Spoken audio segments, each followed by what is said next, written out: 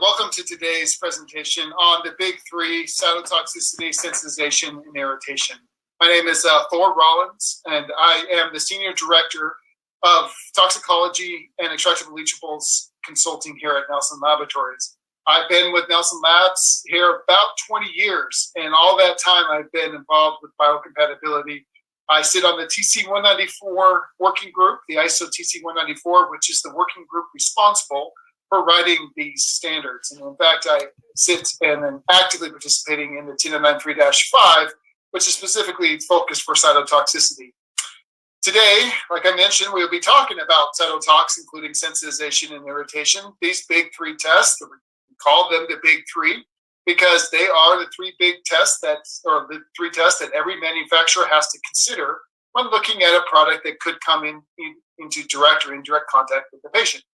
So we'll be going through this today. We'll be talking about the current states of the standards. That's ISO 1093-5 for cytotoxicity, 1093-10 for sensitization, and 1093-23 for irritation.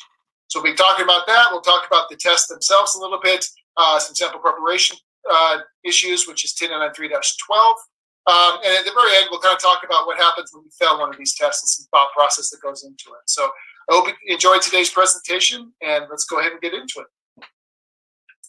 So when you're looking at the big three, these are, like I mentioned before, the ISO 1093 suites are the suite of tests that really we look at when we start evaluating biocompatibility in general. And I mentioned that -5, -10, and -23, and -12 for sample preparation are the standards that we would use for these big three. There's also a US FDA guidance document about how they interpret 1093. And this is something that is super valuable, especially if you're going to submit to the FDA for 510K or PMA, or de novo, or whatever else you're submitting for. They follow this guidance pretty closely. And so if you are looking to go to the FDA, that's just as important as the 1093 suite. So they play together quite well. If you're staying in Europe for like MDR or in Asia, then the 1093 suite is the suite we would use. So this is kind of logging or stepping into, I want to kind of talk about how we set up these tests and why we call them the big three, like I mentioned at the beginning, but also kind of how the new way to evaluate these endpoints are. And so previously, this is actually the old FDA guidance document. It was called the G95 because it came out in 1995. That's how old it was. And that's the year I graduated from high school, so that shows you my age. So this document's was around for a long time. And it was quite easy on how to evaluate biocompatibility. I joke in my other presentations, but it's not really a joke, is that I actually taught my 3 daughters how to do this chart because it's that easy, and I thought it was fun for them to learn. I don't know about them, but for me, it was fun. So the concept here about the type of contact and how you evaluate what testing is needed is you look at your device, you understand how it contacts the body, and specifically exactly where it contacts the body, how long it's going to contact the body. That includes repeat exposure. So if it contacts the body for an hour a day, but then it's being used every single day for the rest of that patient's life, you add up those hours, and then that determines the contact time. So it's not just the one contact. And then you just perform the tests that was in this chart. So it was simply that. It's a checkbox. It's any engineer's dream, right? Go down, look at the columns, decide which column it is, decide on the contact duration, and just do those tests. That was how we did biocomp under this G95. The problem with this approach is you don't have to understand the materials that your device is being constructed with. All you have to do is pass these tests. You didn't have to know anything about the colorants. You didn't have to know anything about the adhesive that you're using or the process residual. As long as it passed an animal test, you felt good about it. And the engineers didn't have to understand the testing at all. They just paid for it and sent samples in and got results and dropped those reports onto an FDA's desk. And that was the state of biocompatibility. That was the past approach. And because of this, we changed it with the new standards. Mostly because we realized that these old animal tests are not as protective as we thought they would be. they're not as, I would say, sensitive as we thought they were. I'm not going to totally throw them under the bus and say they're horrible, but I'm not definitely going to promote them as a cure-all for safety.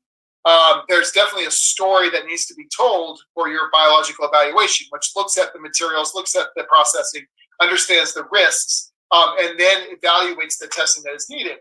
So this is the chart of the new FDA guidance document, and as you can see, it's different. It's similar, but there are, added a couple of categories there. We still have the big three, which is cytotoxicity, sensitization, and irritation.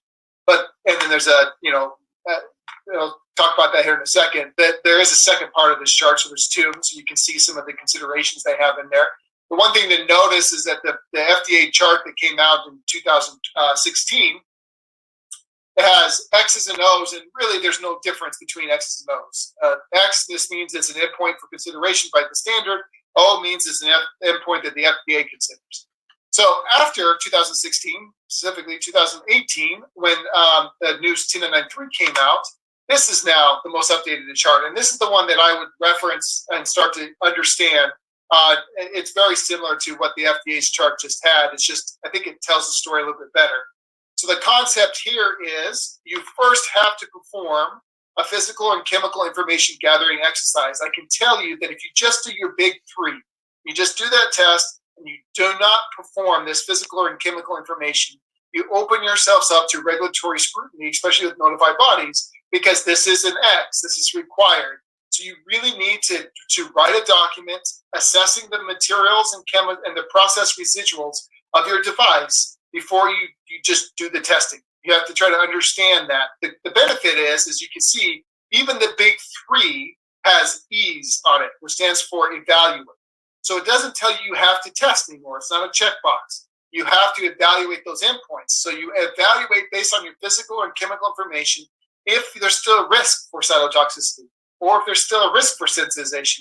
And based on that endpoint, you either perform or justify that endpoint based on the information you gather. So the E becomes important with this big three. So just at very high level, as far as risk then goes, what is risk? Obviously, you have to look at the risks of the patient. 10993 is intended as a guidance document, and so it is the potential risks that's arising from all these different devices. So there's no way we can do device specifics in this document. So it really takes a little bit of kind of knowledge and experience to really understand the risks of these materials from a toxicological standpoint and a biocompatibility standpoint, and then mitigate those risks either through testing or risk evaluation. Now, just to show you that this isn't unique to 10993, I know that chart was from ISO 10993, but this paragraph comes from that same guidance document that the FDA was referenced before. It came out in 2016, and really for me, this spells out exactly the process you should take when you're looking at the big three, the cytotoxicity, and irritation, which is first you look at the material components, so silicone, polypropylene, whatever it may be, titanium. You look at the manufacturing processes. What could leave residuals on your device? Could it be detergents? Could it be mold releases? Any of these things that are in the process that could be residual. How does sterilization impact my device? Could it change the leachability profile? These are things to think about from the manufacturing process, and you still look at the clinical use of that device like we talked about. So you consider those three things. You consider that and the risks from a biocompatibility perspective.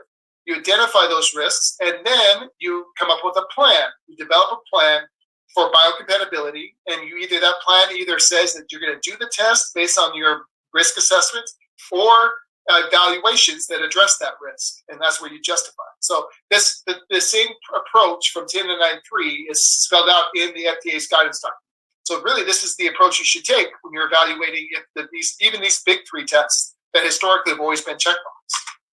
So this is the flow. That if you think about biocomp, I want you to stop thinking about that chart, which everybody thinks about, and start thinking about this, which is performing an initial risk assessment, looking at what risks you have, and make a plan to mitigate those risks. And then you test and do those assessments based on your plan. And at the end, you come up with a summary document, a conclusion document called a BER, a biological evaluation report, and with a conclusion about, is your device safe? So you look back at what your initial risk assessment was, and you look at the results of your testing, and then you determine, was I able to mitigate those risks that I identified? So this is really biocompatibility, these 3 steps. And that's what you should be looking for. So because material characterization plays a big part into the new big 3, I wanted to kind of talk a little bit about material characterization. A lot of people just get some MSDSs from their suppliers, and they say, there, check, I've done material characterization. That's not really what we're looking for. You really want to look first and see if you want to be proactive when deciding on your materials. You want to look at any testing that your supplier has done. You want to look to see if there's a history of this material being used in this product before. You really want to understand, and then look at those materials from a functionality standpoint and a biocompatibility standpoint. So those include toxicologically speaking, chemically speaking, physically, electrical, morphological, all these different endpoints in mechanical that you have to kind of understand when you're looking at your material characterization.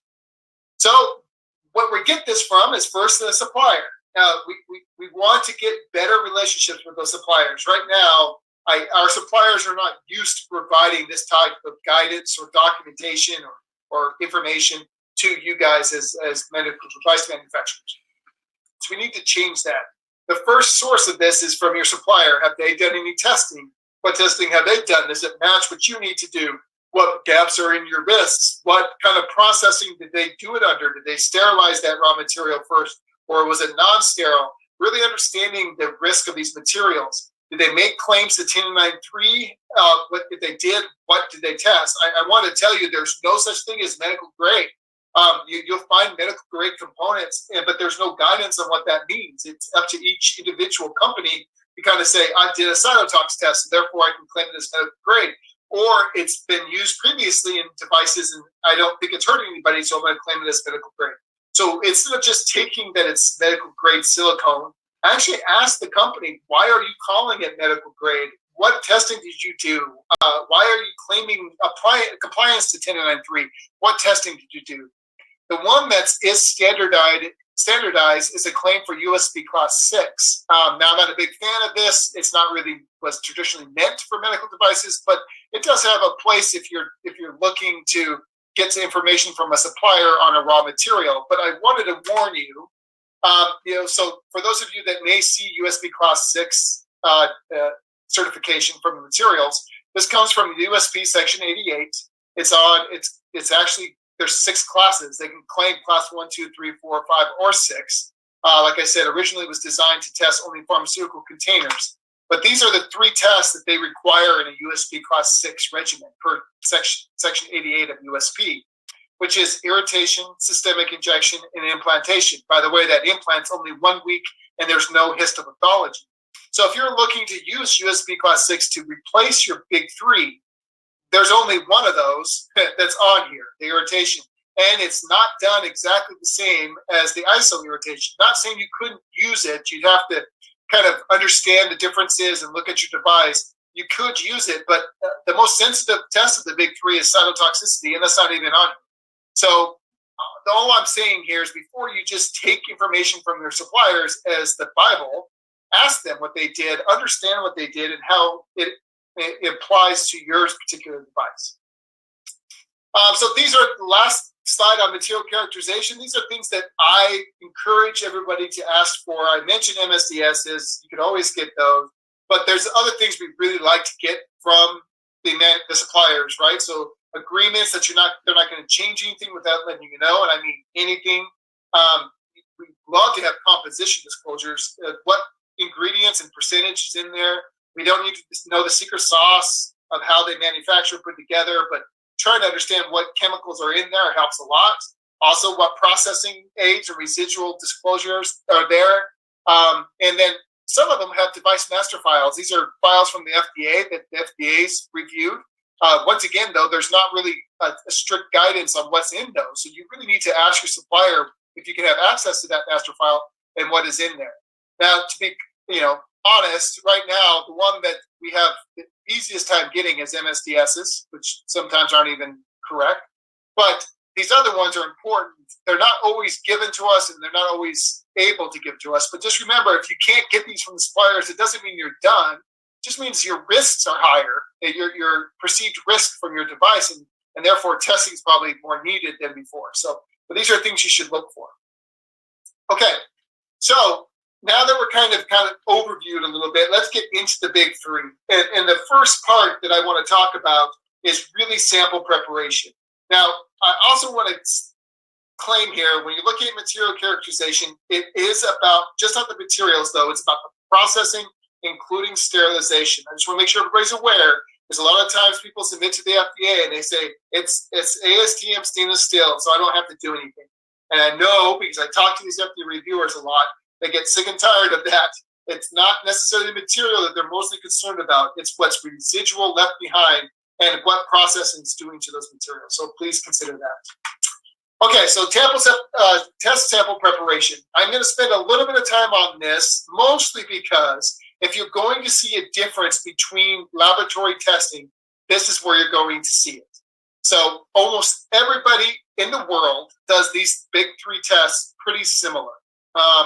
Where the difference becomes is how they prep the sample up front. And let me give you an example, because the first thing that everyone talks about is in 1093-12, there are options for surface area versus weight, even though surface area is recommended. So let's talk about the differences and why it's important to think about this when you're setting up your test. So this is your, let's say this is your device. It's a partial knee. It's a very safe material, right? So it's made out of cobalt chrome and some hard plastic, I think, HDPE, if I remember correctly. And so this is an implant, so it carries high risk from a patient exposure standpoint, but low risk from a material standpoint. But if I was going to do cytotoxicity, there's two things to think about, right? We could either do it by weight or surface area. Well, the weight of this device is 93.9 grams. And per the standard, if I'm using weight, I would extract or put this device into a solution, into a liquid, of 0.2 grams per mil. So that means for every 0.2 grams that device weighs, I add a mil of extraction fluid. So in this particular device, this partial knee, it weighs 93.9 grams. So if I follow that ratio, I would extract this in almost a half a mil of fluid. So I take a container, a little bit bigger than half a liter, and then I would throw this device in there with 468.5 mils. That's how I do it with weight. Now, if I did the surface area of this device, the surface area of this device is estimated to be 115.8 centimeters squared. The ratio for this particular device in the standard is 3 centimeters squared per mil. So the thicker the sample, if it's greater than 0.5 millimeters thick, I use 3 centimeters squared per mil. If it's less than 0.5, I use 6 centimeters squared per mil. So it gives me a little bit of ratio depending on the thickness. And by the way, a lab would pick the skinniest part of that device to determine the ratio of thickness. So, but in this case, the device is greater than 0.5 mils. So we would use 3 centimeters squared per mil. 115.8 centimeters squared divided by 3 gives me 38.6 mils. Exact same device, exact same standard. So labs could claim that they're following ISO 10993. The difference here is that one's extracted in 500 mils about, the other one's extracted in about 40 mils. So that means that the weight one would be diluted by a factor of 12x. I can tell you that if you dilute out a sample by 12x, or if you choose it by weight, it has to be extremely toxic for you to fail. So for this reason, and not even just the FDA, but also ISO now prefers the surface area ratio. In fact, if you use weight, you have to justify why. And it could be that weight ends up being worst case. If you have a lot of tubing, a light tubing set, surface area actually may be more volume, and weight might be worst case. But most of the time when we use weight, it's for powders or absorbent materials, things like that, where weight becomes more clinically relevant. But yeah, most of the time we use surface area. So looking at some of these other kind of questions, we already talked about surface area and weight, and when to use the right one for your product. Can I give the lab a surface area? Then I'm a math geek. I love to do math. I've done for 20 years, I've done surface area calculations on these medical devices where I take my caliper, my ruler, my calculator, and I start really nerding out on angles and formulas. But I can tell you that we do this very conservatively. We break your device down into into geometric shapes. So going back to my knee here, we wouldn't calculate every little ridge in the surface there. We just keep that as a smooth, flat surface. Or even the pegs inside, we may not calculate the little dugouts. We would just calculate as a cylinder. So as much as we would be happy to do the surface area for you guys, it's going to be worst case. And you guys have great CAD software programs, but you can basically just push a button and it spits out the surface area for you. We'll review it if you want to make sure that there's this independent review. We want to make sure it's only patient contacting, either directly or indirect contacting materials. But yes, please give us the surface area. It's going to be much better for you than having us do it. We talked about thickness already. It does matter if your device is greater than 0.5. That helps with the volume. It also helps with the sample size. We require half the amount of sample if it's greater than 0.5.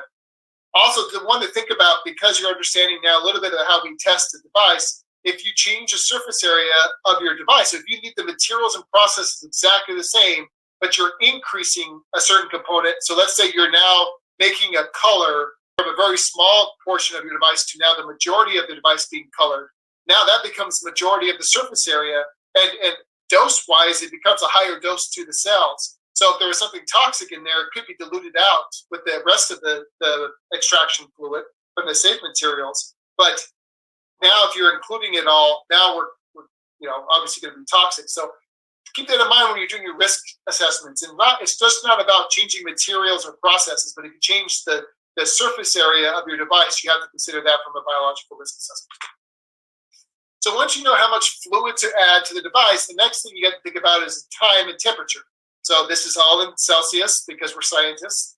And so 37 degrees Celsius is body temperature. And so 37 degrees for 24 hours is only there for cytotoxicity. And by the way, this is only for devices that have less than 24 hours contact with the body. So cytotoxicity only, and for devices with less than 24-hour contact, we use 37 degrees for 24. For everything else, we either use 37 degrees for 72 hours or 50 degrees for 72 hours. Now, for cytotox, we do not, and I'll repeat this, we do not want to use 50 degrees C. We extract in cell culture media, and 50 degrees C will denature some of those proteins and cause the media to not grow the cells. So we only want to use 37 degrees for cell culture. If the device contacts the body for more than 24 hours, we'll use 37 degrees for 72 hours. If it's less than 24 hours, we'll use 37 degrees for 24 hours. But for all the other tests, we extract in like oils and saline.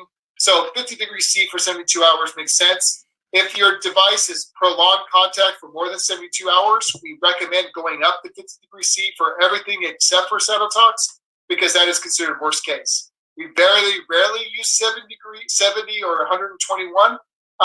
We will do 70 if you request, but I think for me, most of the time, 50 degrees C is the one that's the most reasonable.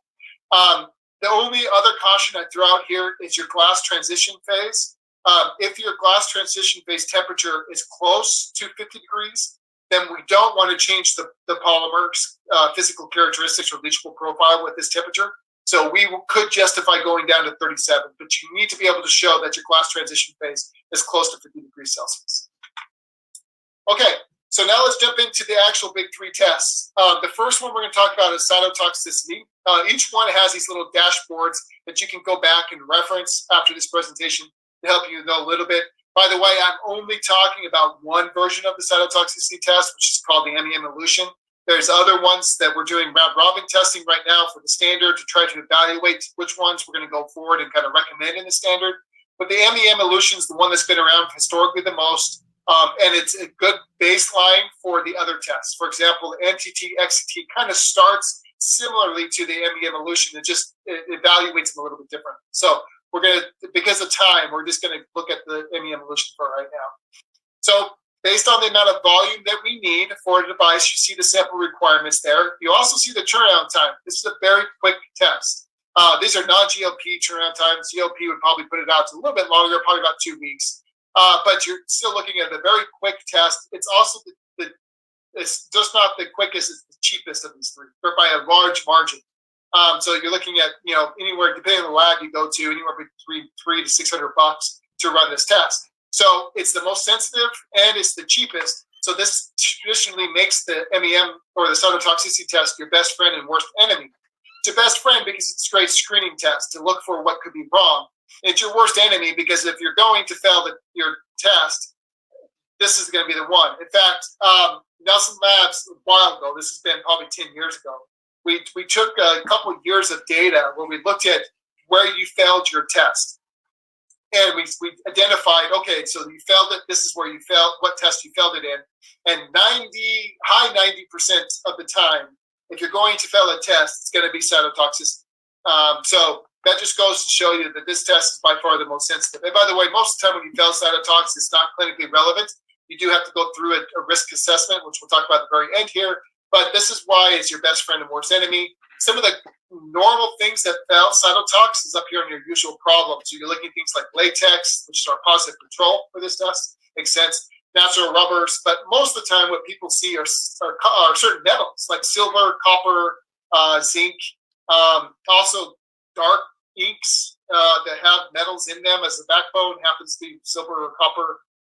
And then short curing times for like adhesives and other things. So these are things we normally see fail test. If I see a failure, I go into the materials first to see if I can identify it.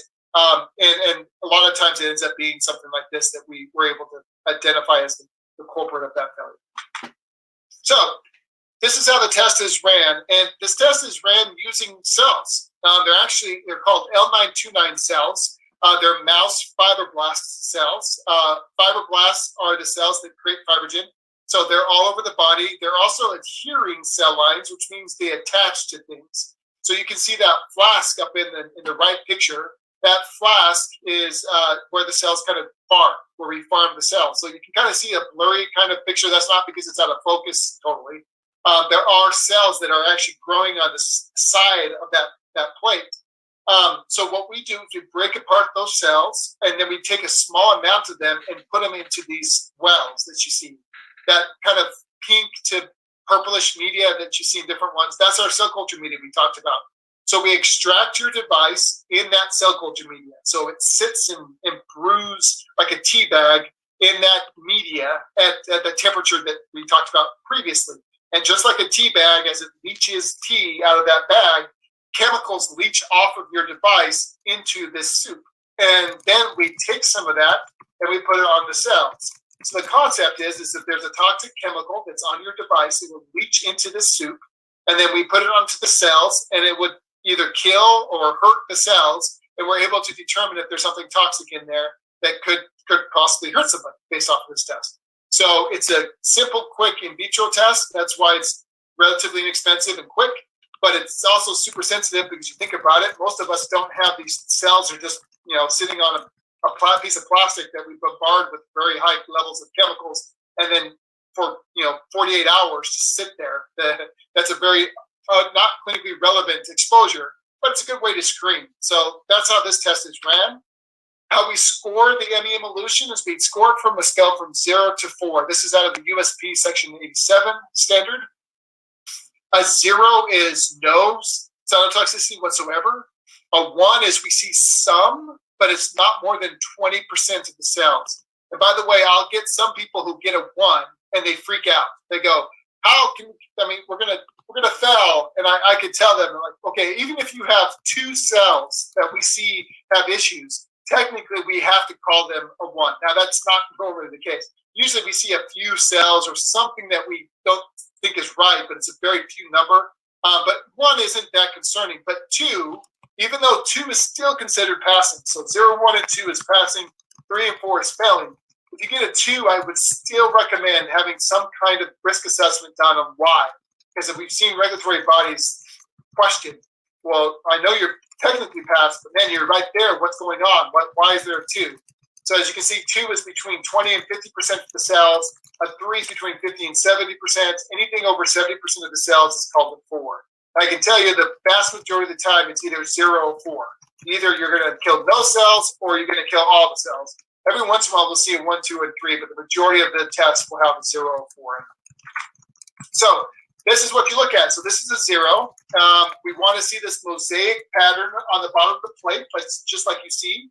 Also, that red that you see in the cells, that's actually a stain called neutral red. So cells that are healthy and happy actually bring that stain into their cell, in their lysosomes. It stains their lysosomes. So we want to see that red stain. That means those cells are healthy and happy. So this is a 0. It's actually quite easy to score a 0, and it's quite easy to score a 4. If you can see the difference there. These cells have also been stained, but as you can see, there's no stain down there. There's a cell on the very bottom there that might have a little bit of stain in there, but man, I don't think anybody would say that guy's super healthy. It looks like maybe he's just like in a zombie movie holding on for dear life. But the rest of these that you can see is kind of outlines of cells, actually the skeleton of the cell left behind. Because our positive control is latex, like I mentioned before, and latex is a fixative, which means it fixes these cells to the bottom of the plate. So these are just the skeletons of these cells left behind. Pretty gruesome if you actually think about it. But so these, and there's a lot of spaces in between those skeletons, and that's because that's how much the cells have grown to when we expose them to this latex extract. So for 48 hours, they grow quite a bit. So this is how confluent they were at the beginning of the test, and that latex just fixed them right to the bottom of the plate and killed them. So this is, and I can show everybody and teach everybody out there a difference between a 0 and a 4 in a matter of no time, right? The hard part about this test is when you start getting that 1, 2, and 3. How sure are you about the percentages? And because of this, we actually spend a long time, 6 months before someone can actually start scoring on their own. And our scorers have been doing this for decades. And it's kind of like a mother. You look at these cells every single day, and so you kind of get a good sense of what they look like. And then if you start seeing them not look great, then you kind of know something's wrong. And so, as silly as that kind of sounds, it's pretty easy to do. Okay, so I also wanted to show you, I'm hoping this video works. This is a quick video of the cells during magnification. And this is 8 hours, and like I said, you can see how they start to, when they're healthy and happy, how they really start to grow quickly. This is the video I showed to my family during Christmas time because I think it's a great video to entertain them. So if you want a copy of this, just let me know. I'd be happy to send it over to you. But it's a great way to look at the cells and how they react during time. Okay, the next test we're going to talk about really quickly, these next two, is irritation. Irritation is just a quick, kind of an immediate allergic response from something, some kind of reaction. So it could be a chemical, it could be soap, detergent, anything that's an immediate response. Also, different parts of the body have different sensitivities to these different irritation actions. So the one that most of us run historically for most devices is intracutaneous. So this is extracted just like we would for the cytotox test, but this one's extracted both in a polar and non-polar extraction, so oil and water, like I mentioned before, as injected intracutaneous, so just under the skin, looking for irritation. But there's also ocular ones, there's oral ones, mucosal, if you're in the mucosal membrane, if you're in the vaginal space, there's a vaginal irritation. So all of these tests are dependent on how the device is used. There's different ones for each type of use. But the most common one is the intracutaneous reactivity. I put up here exactly, this is the dashboard, like we mentioned before. As you can see, it takes about 4 to 5 weeks of time, so it's a little bit longer. And this is how the animal test has been ran for decades. We take 3 rabbits, we run 5 sites on one, that's the test on the right side. We run 5 sites on the control where we inject this intracutaneously. And we just observe the rabbits for 24, 48, 72 hours looking for redness and swelling. It's very easy, actually. You look at that typical allergic reaction. You score those based on how much irritations happen. And score from 0 to 4 based on the redness and swelling. And then you add them up after you score them at 24, 48, 72. After those 72 hours is done, you take all the scores you added up and divide it by 15 because there's 3 time points, 24, 24, 48, 72, times the 5 sites. And so you do that for each rabbit. Then you add up each rabbit score and divide by 3 because there's 3 rabbits. And that gives you an irritation score. So you do that for the irritation sites, and you do that for, the test sites, you do that for the control sites, and then you subtract them from one another. And if your test is 1 or more than the control, that's considered an irritant. So traditionally, this is the test that's been ran. It's an animal test. It's done in 3 rabbits. But recently, in the new -23, we have brought out a new in vitro version, which uses reconstructive human epidermis skins. And you can see one of those skins there on the left. These are actually skins that are derived from stem cells, and they represent human skin. And so the test is ran pretty much just like it would in the rabbit. We don't inject it because these skins are much more permeable than a rabbit skin. So we just put the extracts on the top of these skins. And then, so this is as you can see, the layout for these skins are exactly the same or very similar to in vivo. And so we put the extracts onto the skin themselves. And this can be done for chemicals or for medical devices. And then we run what's called the MTT cytotoxicity on the bottom of these tissues, looking for how well they responded, so the viability of these tissues. So the more viable they are, the better staining they're going to get. So I put in here for your just interest, if you're interested, kind of how we run it. I'm not going to go through it in detail, but I am going to show you these. So this is the results from the MTT test. Like I said, the more stain, the more color there, the more viable those tissues are. So as you can see, you want to see that purple. Where you see clear or less purple is cells that aren't as viable. They've been having an irritation response. So we run this on a spectrophotometer, measuring how much purple's there. The more purple, the more viable those tissues are. The less purple, the more irritation is there. So that's kind of the new 1093-23 in vitro irritation that's being accepted all over the world right now, except for the FDA. We're still working with the FDA to get them to be comfortable with this test. We're working as a correlation between medical device companies and some laboratories to do publications and submissions. It's called an MDT submission to the FDA. We're trying to get them to accept this test too. But everywhere else, Asia, China, like in Japan, Europe, they're all accepting this as in lieu of the animal test. So that's how we look at the acceptance criteria. Okay, so the last of the big 3 is sensitization. Sensitization is going to look a lot like irritation. The big difference, so actually, it looks exactly like irritation. You see the same redness and swelling, but the difference is how your body gets there. For irritation, it's an immediate response based off of whatever you contacted, like that chemical detergent. For sensitization, it's called delayed hypersensitivity or type 4 hypersensitivity. It's a cellular-based reaction. There's T cells that remember that antigen, so the next time you touch it, you break out. The greatest example here that everybody uses is poison ivy. The first time you contact poison ivy, nothing happens. You don't remember. You don't even realize you touched the plant. But the next time or the third time you touch it, you break out. So that's what we're looking for. There are historically a couple test methods that we can run to look for this. There's guinea pig sensitization. There's a local lymph node assay and a Buehler method. These are your turnaround times and contacts for each one. The Buehler is for skin contact devices only. And we're talking about like wraps or bandages. That's pretty much masks. That's pretty much all we do with Buehler. Local lymph node has not really been done here in the United States for years. The FDA started to not like this device or this test for certain combination or different combination of materials in a device. So if you had more than one material, or if you had some metals in there, the FDA didn't really like the local lymph node assay. And because it's kind of difficult to run, you have to have some licenses for certain parts of that test. Most everybody today runs the guinea pig maximization. So I did put up here the difference between the two. If you're in Europe, you can still get the LLNA ran. But here in the United States, you're pretty much running the guinea pig maximization.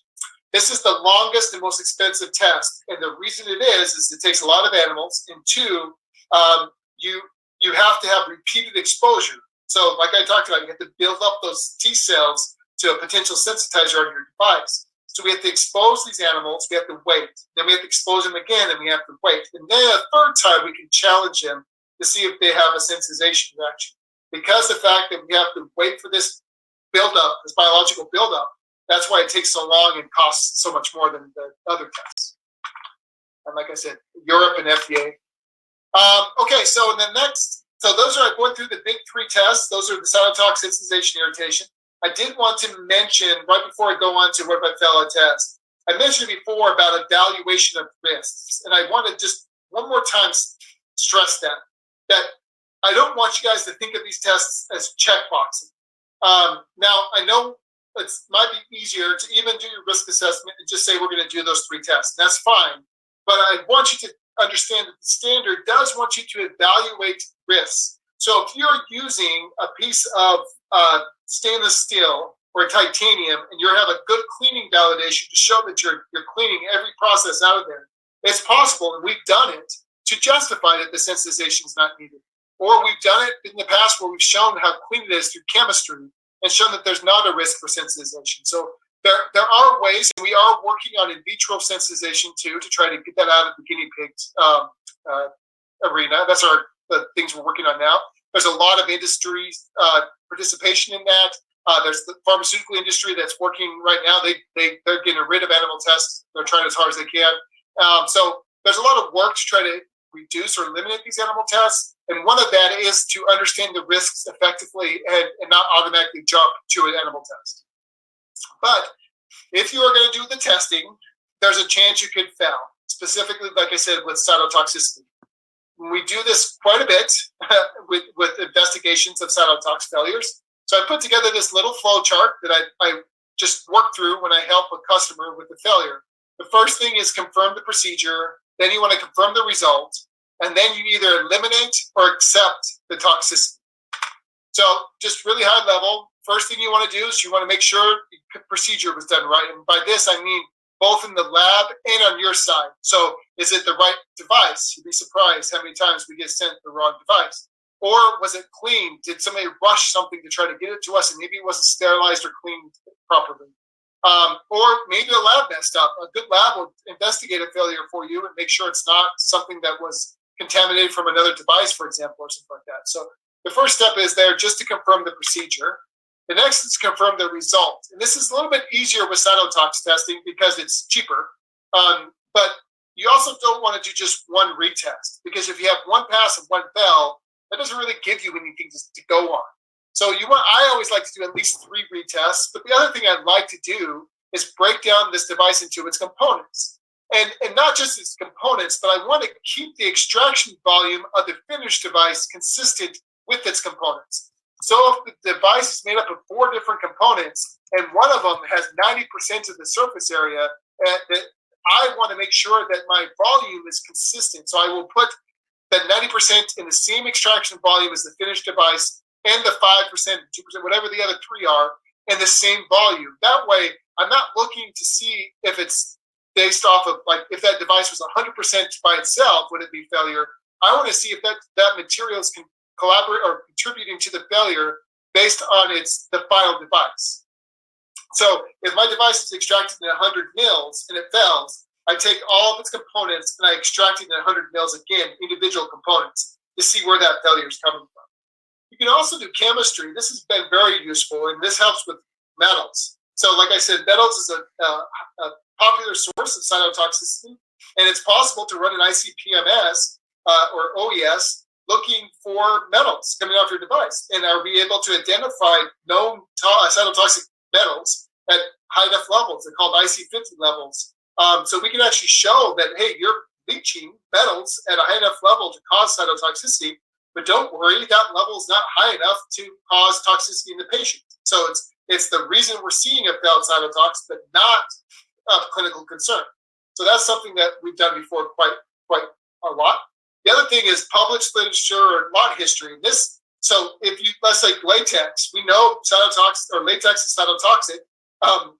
So you could test it and it fails and you think, what now? Or you could pull up some published literature to show why latex is cytotoxic. You could run that against a predicate latex glove that's on the market, do endpoints, so dilute it out and show endpoints of toxicity and compare that to your predicate and say, look, we're the same as this proved glove or whatever latex it is, and accept it that way. So once you know where the toxicity is coming from, then you want to eliminate that. That's your first choice, right? So additional cleanings, can you replace a material with another? You want to try to just get a passing test. That's always the easiest. But if you can't get a passing test, we can accept it. And I just talked about the latex. I also talked about the metal. These are things that we can do. Or if you know, like I said, cytotox isn't always clinically relevant. So we can look at some other tests like irritation or systemic toxicity to really understand possible risks of this cytotoxicity test. You don't want to just pass it off and say, oh, it's a cytotox test, it fails. You really want to put work in to evaluate why you failed and what's the source, and then come up with a rationale and why that's either removed or we can accept it because we accept the risk. And by the way, risk-benefit ratio is also something to think about with it. The last thing I'm going to talk about in today's presentation is just a couple of things to think about when you're going through this big three, and some of the things that us at Nelson Lab can help with. We can help write that biological evaluation plan if you need to. We can also do some biological risk assessments if you're failing a cytotox test, like I talked about, or if your process or location changes or material change. These are things that we can help evaluate if you don't feel comfortable doing yourself. And that's the conclusion of that biological risk assessment. Also, with MDR and others, a lot of times these devices have been tested with old tests that were done years ago. And you need to know if they meet the most current standards. Well, that's something we can help with at the gap analysis. And I've also added just a little bit of other information if you need. If you guys need to know what that FDA guidance document is, there it is right there. Also, we added some chemical characterization information, so people are interested in that. And also on our website, if you want to go, there's some information there about what we're doing for sensitization and irritation with in vitro developments. So there's some more information that we could provide if you're interested. So, and at this time, I want to thank you for your attention, and I would love to take any questions if you guys have. Thank you.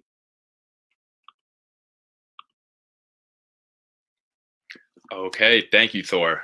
Thank you for that presentation. I would like to invite Thor to join here live.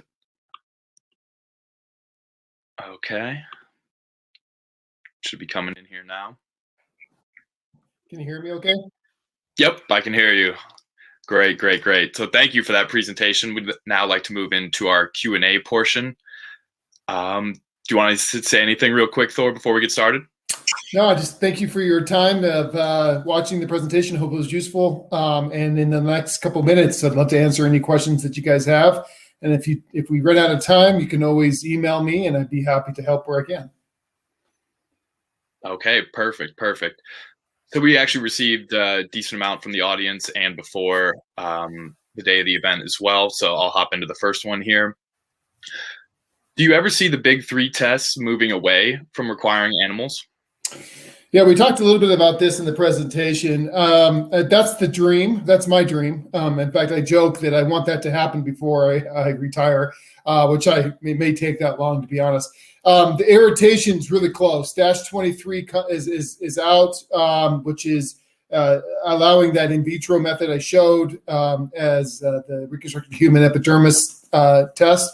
And the FDA is the last regulatory body to kind of jump on board. We're working very hard with them to be able to have them accept that test. Sensitization's next, and this is a much more complicated biological reaction, so it's not going to be as easy. There's some really good methods that have already been kind of shown that can be done on medical devices, but to try to get them put through the standard and accepted is probably another 4 to 5 years out. But so hopefully before I retire, I'm not that old. But that being said, that's the goal. We really want to, these are the three most ran tests for medical devices. I mean, everybody has to do them. So if we can make them in vitro, then that really puts a freedom on those animals that we're testing on. Okay, perfect. Thank you. So going on to the next one here. So what if you know you're going to fail a cytotoxicity test? For example, if you have a latex sample, would you still need to test?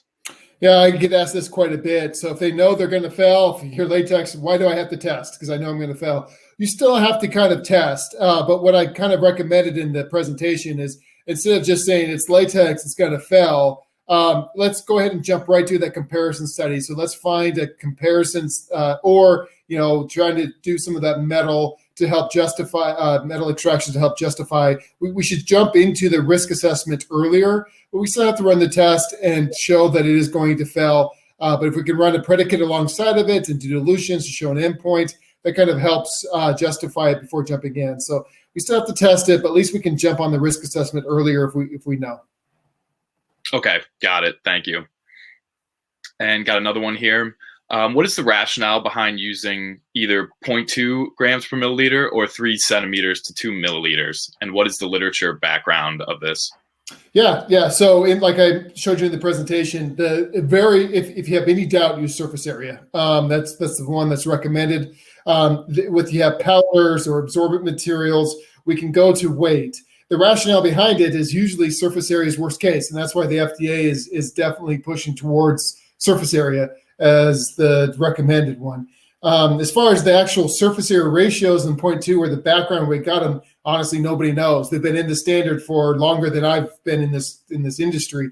So we're actually looking at trying to understand using, now that we have chemistry as a way to kind of understand leachability better.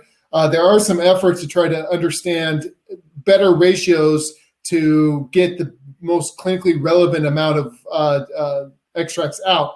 But right now, those 3 and 6 have just kind of been there historically since the beginning. So that's what we use.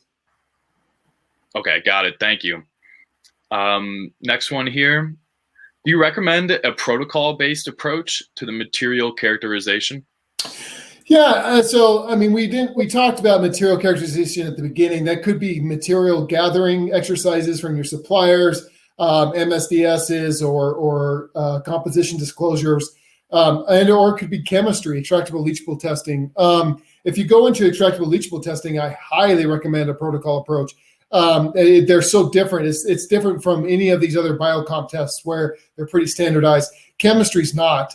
There are standardized parts of it, but you should work with your lab to come up with a protocol for your particular device. And then we even recommend getting some feedback from the FDA. There's certain sensitivities that have to be reached, certain uncertainty factors that have to be included. And all that is important to know before you jump into testing. Okay, great. Thank you. Looks like we have 1 or 2 more here from the audience.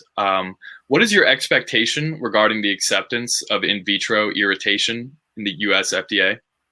Yeah, so like I said, we've got, before this presentation, we worked hard, not just us, but other people in the industry, to reach out and contact China and Korea and Japan and Europe. And so far, everybody's going to be accepting -23 except for the FDA.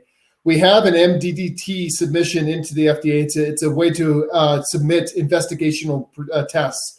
And so we've been on that for a couple of years now. We published data to help show the relationship between the in vitro and the in vivo. So we're trying to help show the FDA that the in vitro is more sensitive, which the data shows. So we're working on that. Kelly Coleman from Medtronic has taken the lead on that MDDT submission. And we just support Kelly in those. But we're hoping soon. I know COVID really impacted their capacity to do things. So we're hoping that soon, once everything gets back to normal, that they'll join, and then we can do the in vitro first, and then only run the animal test if we happen to see something in the vitro. That's the hope. Okay, got it. Thank you. And I think we'll have time for one more here. Just another question we received just recently here from the audience. Do you have any pointers, and what is the approach to show biocompatibility over the lifetime of a device? Yeah, this is a great question. And the new standard, the new 1093-1, you have to look at the biocompatibility throughout the life cycle of the device. As far as pointers go, it really depends. And by the way, that's the favorite answer of a biocompatibility specialist, is it depends. It really does depend on the material and how it's used. So if you have a chunk of stainless steel, right, then it's kind of easier to see what happens for biocompatibility throughout the lifetime. Most of your concern is going to be actually at the beginning when you have all those residual processing on the surface. And then over just a short period of time, that's all going to be gone, and you're going to be stuck with a solid piece of stainless steel that's not going to degrade much more or leach much more. But if you start looking at something like a polymer or a degradation device or something like that that's in the body for a long time or has a shelf life that you have to think about, then we do have to start thinking about how can that polymer change over its shelf life or inside the body. And the chemistry helps play here. We do chemistry on a brand new device, on an aged device, or trying to understand the actual mechanical or the physical chemical properties to try to get a sense of might happen.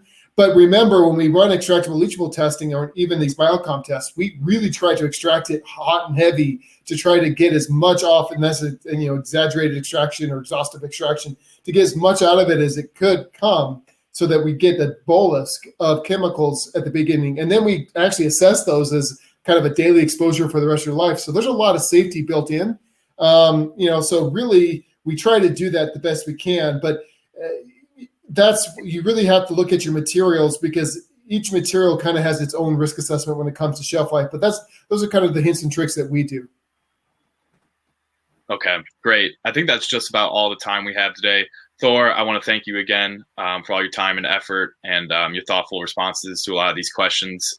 Do you have any final points before we wrap up here? Yeah, the only thing I want to just one last thing to talk about is, remember, we talked about these tests as they are tests that you have to do, and they're not. They're biological endpoints you have to assess, right? So don't think of these as tests that you have to run. You have to worry about sensitization, you have to worry about irritation, and you have to worry about cytotoxicity or the other biological endpoints you may have based on your device's use.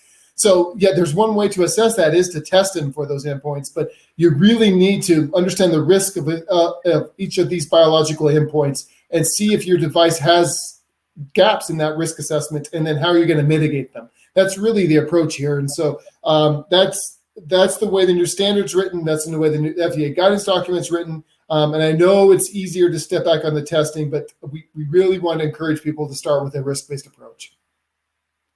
Okay, got it. Thank you. Well, Thor, thank you again. We're just about out of time here. Really do appreciate your time. The recording of Thor's presentation will be available to all of our attendees. And again, feel free to reach out to Thor Rollins at Nelson Labs for any support. Thanks, Thor. And we'll be back. Thank you, everyone. We'll be back in about 60 seconds for our next presentation from the leadership team at Orthogonal. Thanks, everyone, and we'll be back shortly.